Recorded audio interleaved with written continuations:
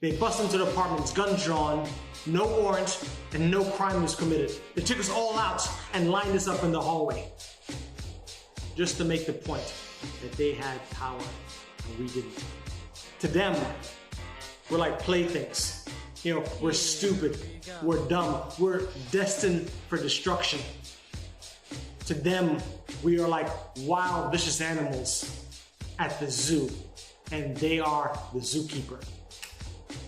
Just a week before, I was in civics class, and I said, you know, to my teacher, you know, this whole constitutional thing that you're talking about, the Fourth Amendment, you know, that doesn't apply to kids like us in the hood, right? You know, she said it does. And I said, you know, I'm telling you, I've been searched more times before I was 12, right? You know, for you to come tell me that, you know, I have a constitutional right not to be searched. You know, I remember, you know, there was a topic when she said something about, you know, hot pursuit was the only reason why they can search you, you know, without probable cause. And, you know, I remember memorizing that whole statement, right? Because it was so unique to me. I said, you know, yeah, right. But, you know, growing up in Jamaica, Queens, New York, right? I knew that this was kind of a way of life where the cops just kind of prey on us. You know, they are hunter, we are prey. You know, so one day I was actually, you know, on the fire escape of a apartment. I was actually homeless, right? And what happened is I talked to a friend, his name was Lex.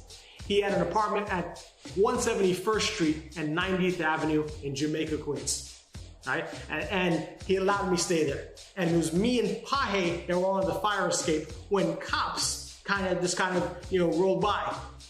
And he asked us, why are you on the fire escape? You know, and, you know, meet me at your apartment in front of the door. So I actually go in front of the door and me and Pahes are waiting for the police officers to come. And they come and they look at us and they don't say nothing and they immediately start searching the entire apartment. And then they say to him, you know, as he was coming out, I say to him, are you in hot pursuit?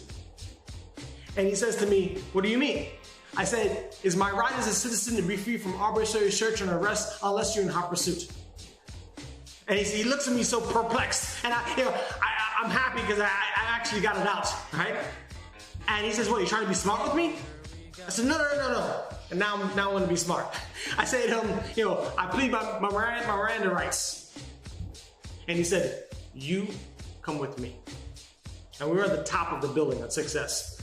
And, you know, instead of taking the elevator, we took the stairs. And all my friends thought they were gonna, you know, kick my butt, you know, in the actual stairs. So they actually start walking down with me to make sure that they're witness that, you know, that they can't do this in the staircase, right? And we get in front of the actual building, and, you know, now they decide they're gonna lock me and everyone up in the actual, you know, apartment because someone had an extension cord from the actual apartment into the hallway, right? They charged me with something called theft of service. So I'm 17 at the time. I'm still in high school, right? I'm 17 at the time, and, you know, my other friends are older than me. They're 18 plus, right? So we go to something called central booking. Right? They arrest us, right? And you have to go to stages or cages until you see, you know, the judge at arraignment, right? And, you know, I'm in here happy-go-lucky because I'm thinking there's not a chance in hell they're gonna try to stick this whole, you know, theft of service on me, right? So, you know, one of the cages that you see before you see the judge is the lawyer, right? And then because I'm a kid, they gave me a, you know, what do you call it? The free attorney. So I'm in front of the attorney and I said, listen, what I want you to do is ROR. I want to release on my own recognizance, right? And he says, Jason, what are you talking about? You're looking at a 3 to 7 year bid. He have here that Officer Green says that you robbed somebody by knife point in the elevator.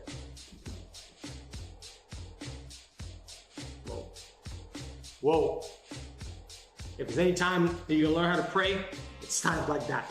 and I go back in the cell and I start praying. God have mercy on me.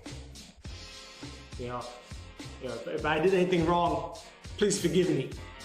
Help me. I need your help. Here we go. And by God's grace, as I'm going before the judge in arraignment, right? And I look, they open the door, and all my friends are already in front of the judge, and I'm the last person to come out. And as he looks at me, he puts the gravel down to release us. And that's when my attorney comes out. And I don't even stop to say anything to any of them. Right? We're like almost like a release of a caged bird, right? We're happy. I want to say a week later, we get a knock on the door. Yo, Pahe, let me in. It's me. Pahe opens the door. Who is it? It's Officer Green. He grabs Pahe, throws him against the wall. His partner comes in, guns blazing. What do? They pull us out all in front of the hallway. What are you guys doing here? Nothing, officer. I don't hear the bravado in your voice anymore. Yes, I don't want to go to central booking. I'm sorry. Oh, you learned your lesson. Yes, I learned my lesson. He leaves.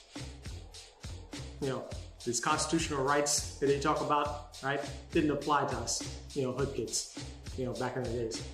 And obviously it doesn't apply to us right now, right?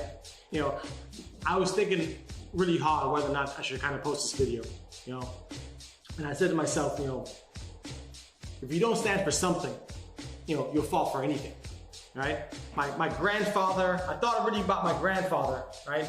In that he founded Rastafarianism in Jamaica. And I thought about, what would he do, right? And I said, it's time, to speak. It's time to actually talk about, and whether it messes up money or not, so be it, right? But I had like 20 years to really think about, why did Officer Green, kind of think of us like that, or why people like Officer Green really, thought about us, in that manner. Is, I came to the conclusion that, people like Officer Green, that it is in their best interest, right, to think about us in that manner, because it almost, keeps them employed, because they have nothing better to do than mess with us. But realistically, you know it's almost like a sickness, right? Because they have to kind of, they prop themselves up because they're better than something, you know and they have no kind of respect for kind of like hood culture and kind of seeing it from our perspective, right? Where, as a kid, what's important to me was not what mainstream was important, right? There's two different worlds, right? And it took me a while to kind of figure that out. But one of the things I think about is kind of how to get out of the zoo in the first place. And that's a hard kind of, conclusion. It's a hard, problem to fathom, right? All I can tell you is how I kind of, figured out how to get out of the zoo, right? There's rules to the game. There's rules to engagement, right? Once you figure out the rules, you can actually play the game, right? There's a golden rule. The one with the gold makes the rules. You can literally buy your way out of the zoo. And I dedicate my life to real estate. This is my, this is video 27 of 365, my journey from flipper to private equity fund manager. I'm on this journey trying to, literally buy me and educate everyone else, right, about how you can buy your way out of the zoo, right? So, to your success, God bless, one love, peace.